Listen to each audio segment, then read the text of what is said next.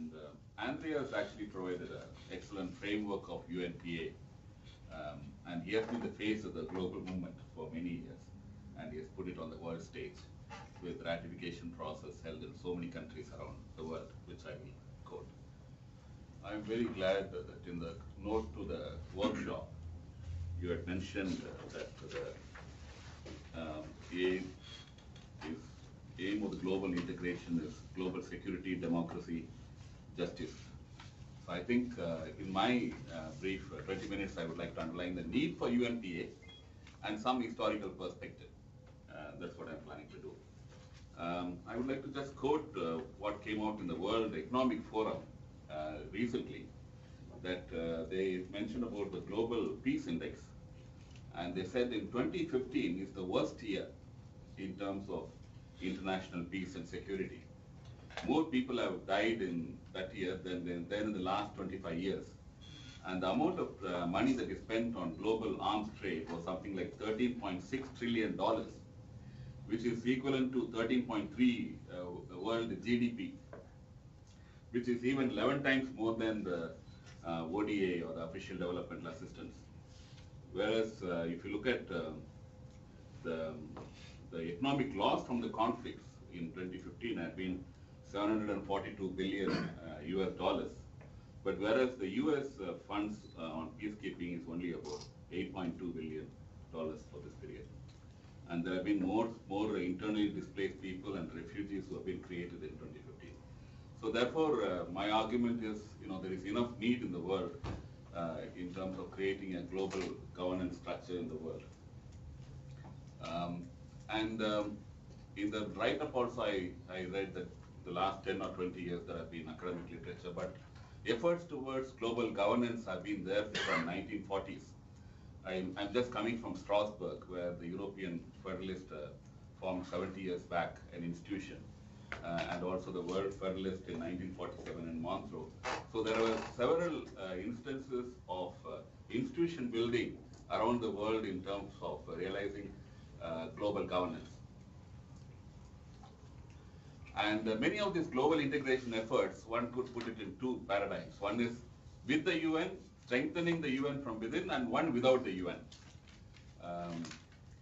There are also attempts in terms of, building blocks, in terms of strengthening, looking at several building blocks towards a world government.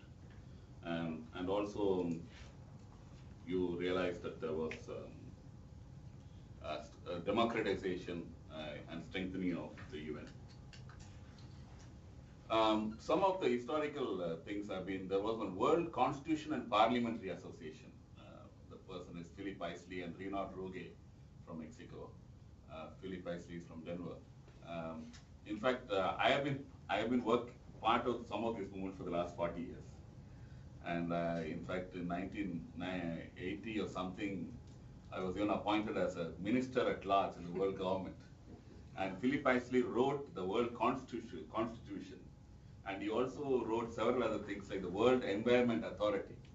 I mean, there are a lot of intellectuals in the world who have been working around it. But then I left that movement because, to me, I can't think of anything without the UN. Because if you create something without the UN, then it will be anarchy. And at least, if there is any resemblance of global governance, it's the UN. Though there are a lot of deficiencies in the UN, where we cannot destroy and create something totally new. And then there were many others like Lucian Green and others who formed the World Citizens, where the world citizens around the world were aiming for global integration. And there was also one person by name Gary Davis who issued world passports to people. Then there were also a world forum of world democracies. And WFM is one of the organizations who from 1947 have been looking at international law, world peace through world law. So many of the institutions that came up were basically keeping peace and justice as the main focus of work those days. And some of the work that they did in 1964 in Law of the Sea and International Criminal Court, Armed State Treaty, and the R2P are quite significant. So they are all building blocks towards a kind of a global governance systems. This morning we were discussing about the state, but if you look at ICC, is without a state. It's more a global governance which is working.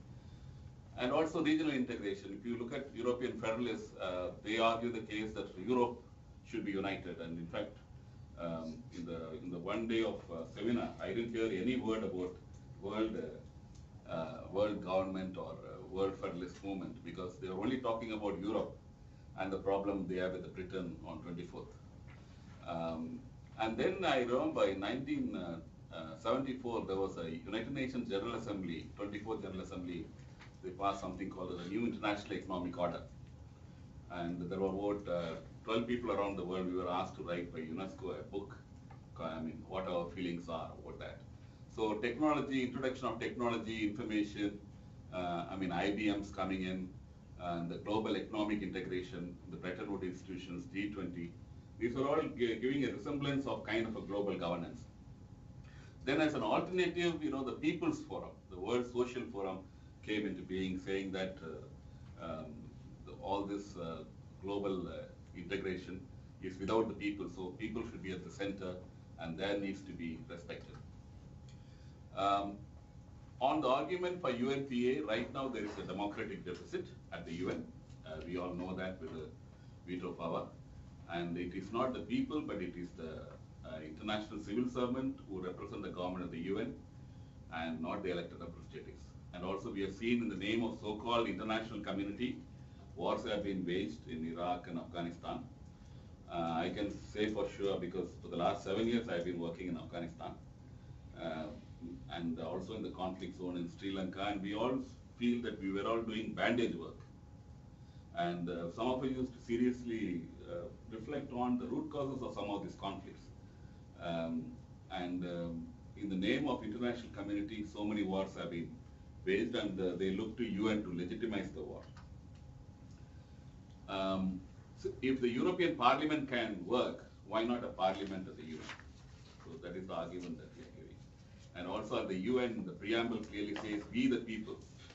So if we the people prevent the succeeding generations of the scourge of war, I think a UN Parliamentary Assembly can truly do that.